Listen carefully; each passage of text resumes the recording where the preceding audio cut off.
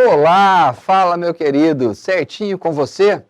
Olha só, você sabe como a nossa literatura brasileira foi consolidada? Como o nosso sistema literário pode ser explicado a partir do regionalismo literário? Se quer saber um pouco mais sobre o regionalismo literário brasileiro, fica comigo, beleza? Bom, sou o professor Josi, Literatura Brasileira, Equipe Dascalos. Tema dessa nossa discussão é o regionalismo na literatura brasileira.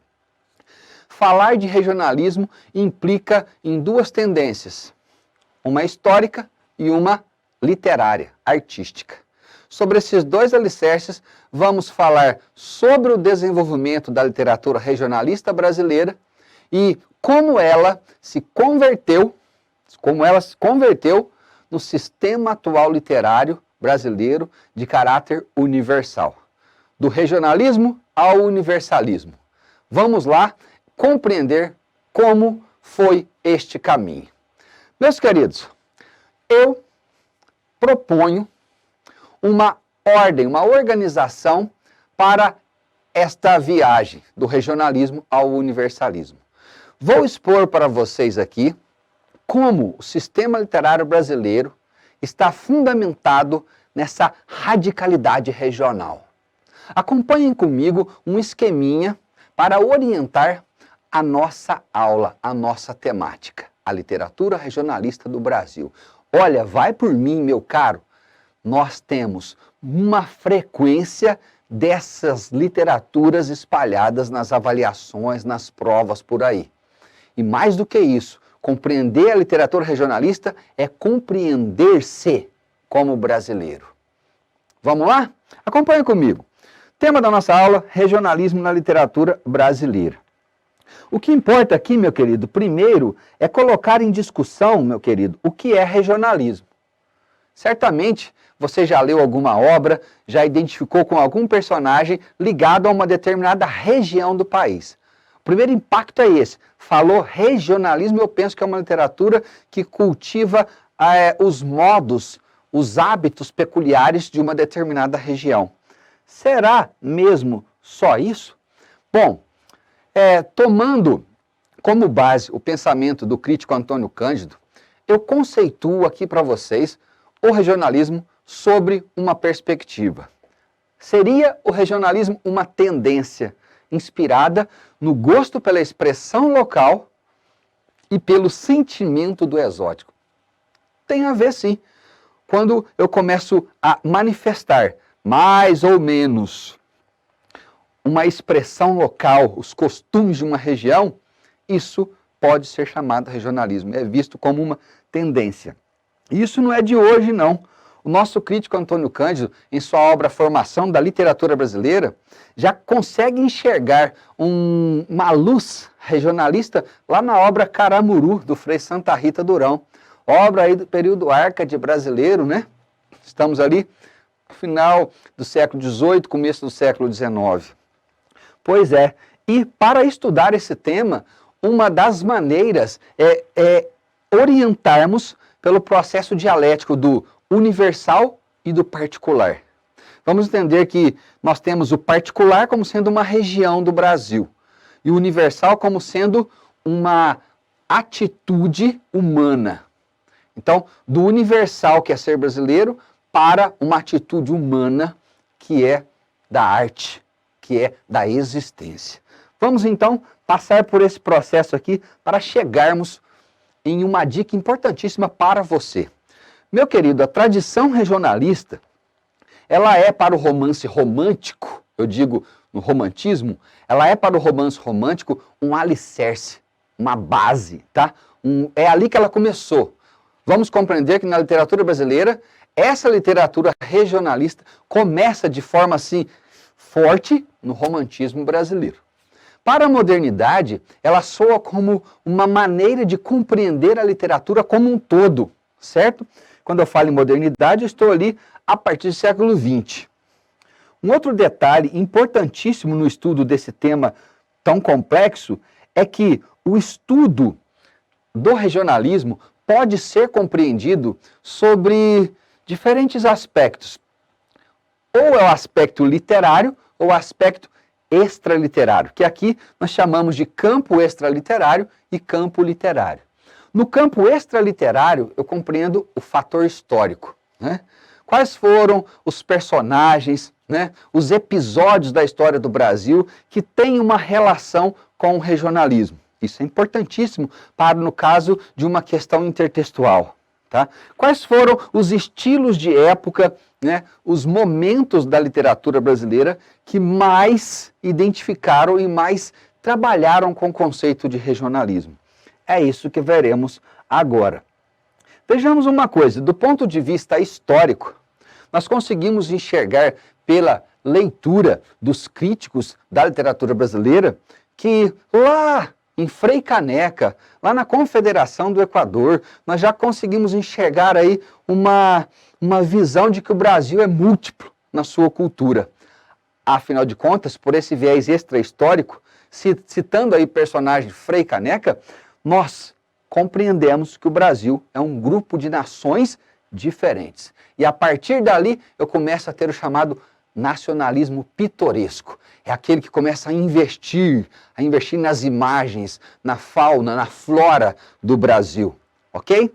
Por outro lado, no campo da arte, nós temos dois grandes estilos literários que devem ser estudados com maior profundidade para a história da literatura, para compreender a história da literatura brasileira, que é o romantismo e o modernismo. Guardou aí? De novo vou falar, romantismo e modernismo possuem uma forte expressão para o entendimento da literatura brasileira. Vale a pena dedicar um tempinho a mais aí, hein, a esses estilos. Vamos entender então que o regionalismo, sob o ponto de vista desses dois campos, pode ser entendido também como uma resposta às questões políticas de suas épocas. Rapaz, e toda vez que eu vejo isso, que o regionalismo pode ser visto como uma resposta às questões políticas, eu consigo enxergar uma resistência. Agora eu consigo enxergar que um texto, quando é chamado de regionalista, é também um texto que carrega uma resistência à cultura europeia. Um texto que carrega um grito de identidade brasileira. Tá certo? Olha só, como eu disse, no campo extraliterário, nós já conseguimos imaginar o seguinte: o Brasil só tornou-se independente politicamente a partir do começo do século XIX. Nós sabemos que nosso processo de colonização, ele se deu em núcleos separados, apesar da unidade federativa. E também conseguimos enxergar nas referências da crítica literária, que a partir da Confederação do Equador, nós já conseguimos enxergar ali um grito dessa resistência regionalista. Ok. Adiante agora para um outro processo. Rememorando aqui um caráter da escola romântica, do romantismo, nós sabemos que a tarefa romântica sempre foi imprimir ali o que é ser brasileiro, só que ainda sob um véu da condição europeia. A tarefa romântica sempre foi zelar aí pela natureza, pelos costumes, pelas regiões. Nós temos grandes nomes da literatura do romantismo. Aqui evidenciamos José de Alencar, Visconde Toné e Franklin Távora. Vamos começar. Franklin Távora é conhecido como o primeiro romancista do Nordeste, tá? Então, nós temos também ali o ponto de partida do regionalismo brasileiro. Só que o Távora e o Toné, Visconde Toné, com seus romances, marcam o chamado romantismo regionalista. José de Alencar, nós temos aqui um exímio prosador do romantismo brasileiro, ele também tem o seu viés regionalista, só que baseado, obviamente, no heroísmo indígena e também com uma ligação ao contexto europeu. O que eu quero dizer? Quero dizer que Franklin Távora e Toné constituem autores da literatura regionalista brasileira que amparam, pelo seu grito de resistência, os costumes de uma região que, no século XIX, provavelmente era esquecida, desmembrada culturalmente do Brasil do Sul. O que é isso? Gente, a noção de Nordeste só passou a existir a partir do século XX no campo das artes, ok? Nós temos, portanto, nesse campo de regionalismo, a base de Franklin Távora, por exemplo, com obras como Cabeleira, Visconde Toné com obras como Inocência, que são suas obras-primas, o marco desse regionalismo e dessa verve do que é ser brasileiro na sua integridade. Ok? Bom, aqui nos românticos nós começamos. José de Alencar também, ele é o escritor brasileiro que desenvolve o que nós chamamos um projeto de letramento, né? Com toda a sua influência. Nós temos os seus romances regionalistas que contemplam aí o norte, o sul, o interior do país. Ok? Só que ali, meus queridos, como eu disse, é a base de tudo. Esse regionalismo costuma ser muito criticado por ser voltado para questões políticas de seu tempo, mas carente de recursos linguísticos. Como esses recursos vão acontecendo ao longo do tempo? É isso que vamos propor aqui ao descrever esse projeto regionalista, que passa de um romance pitoresco para um romance universal. Ok? Bom, meus queridos, aqui eu tenho algo que esclarece um pouco isso que estamos falando. Olha só, ao observar as obras desses escritores que acabei de mencionar, Alencar, Távora e Toné, o crítico Antônio Cândido observa que alguns personagens destes autores são construídos em torno de um problema humano, individual ou social, e que, a despeito de todo o pitoresco, os personagens existem independentemente das peculiaridades regionais. E vamos entender pitoresco como sendo um exagero da reprodução da linguagem local, né? Quando eu quero representar, por exemplo, o caipira e quero de forma caricatural, eu exagero no vocabulário, eu exagero na indumentária, na vestimenta. Só que os personagens que essas pessoas criaram, na versão de Antônio Cândido, passa a ser o quê? Personagens que existem independentemente do meio, independentemente desse exagero que se cria em torno de um personagem.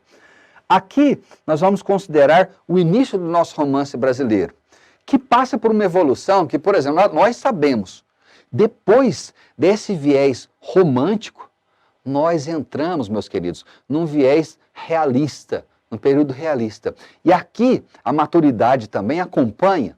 Olha este texto aqui do realista Machado de Assis. Não há dúvida que uma literatura, sobretudo nascente, que é a nossa, deve principalmente alimentar-se dos assuntos da sua região. Esse é o regionalismo. Olha, os escritores estão de acordo que nós devemos alimentar de coisas da nossa região, mas não estabeleçamos doutrinas tão absolutas que a empobreçam. Eu não quero criar aqui um bairrismo, eu não quero exaltar tanto os pontos de uma região a ponto de acabar com outra, com a unidade federativa, ou melhor, com a unidade artística do ser. O que se deve exigir do escritor, antes de tudo, é um certo sentimento íntimo, que o torne homem de seu tempo e de seu país, ainda quando trate de assuntos remotos no tempo e no espaço. Grande Machado, grande Machado.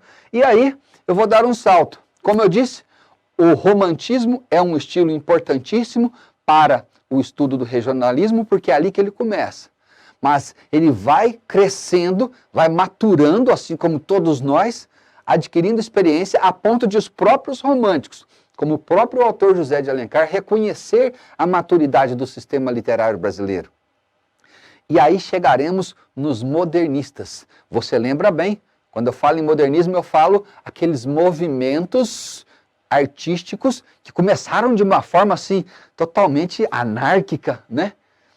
Combatendo toda a arte do passado, como, por exemplo, a primeira geração do romantismo brasileiro de 1922.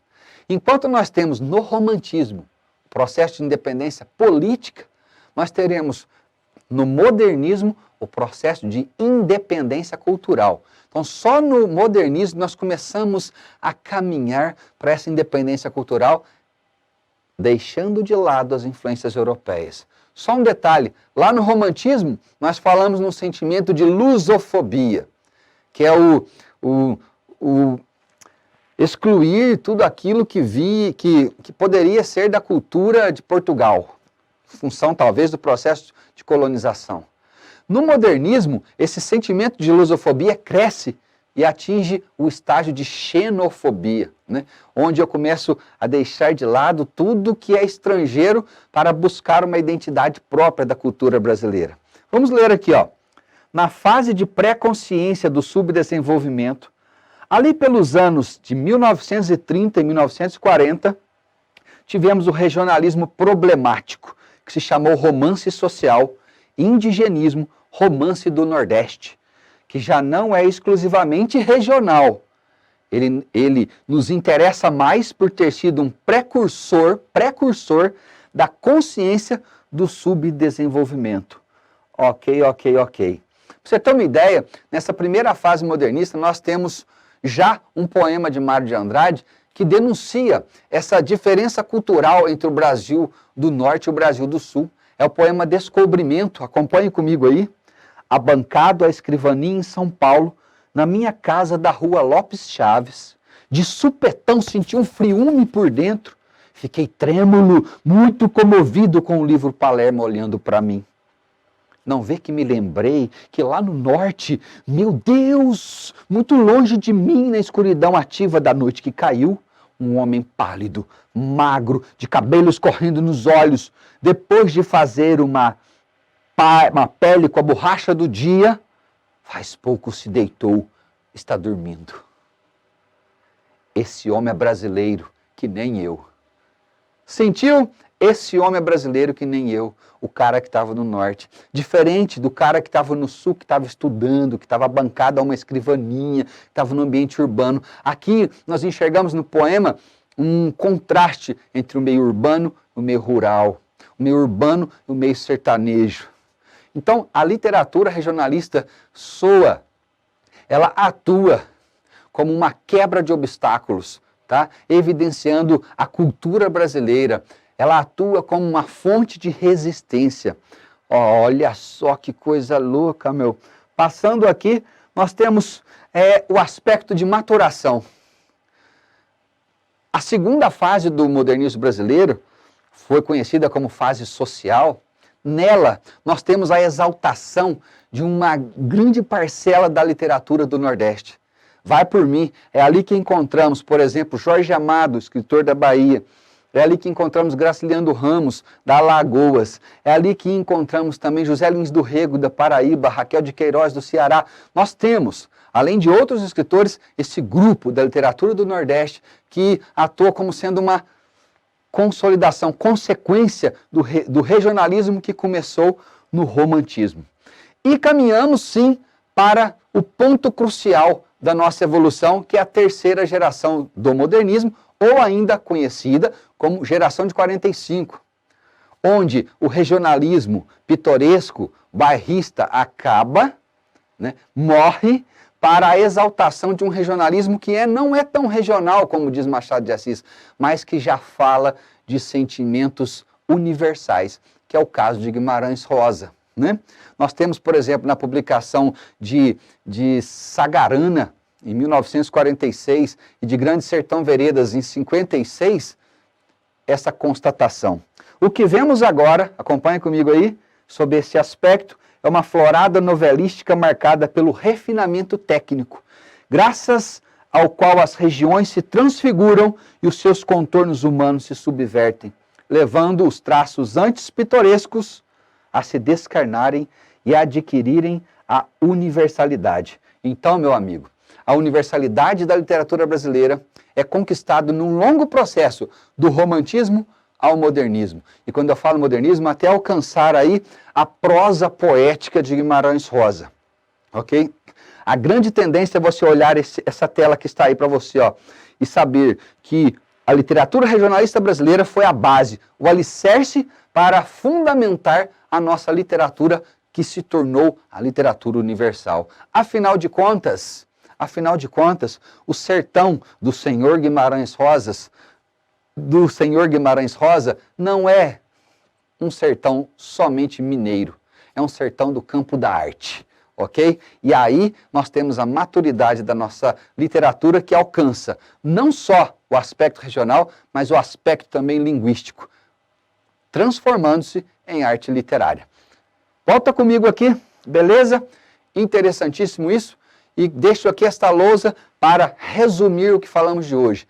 A literatura regional, né, o regionalismo, é o início de um percurso que desemboca no universal, ok? Somos uma nação artística, somos uma literatura brasileira, somos hoje representativos em todo o mundo, não somente por um aspecto local, mas por um aspecto humano. Conseguimos tratar problemas do homem, coisas da vida, pelos nossos enredos, ok? É isso aí, pessoal. Espero com isso demonstrar a maturidade da nossa literatura brasileira a partir do regionalismo. Valeu, abraço, gostou? Inscrevam-se no canal Dascalos, ok? Tamo junto, é isso daí. Valeu!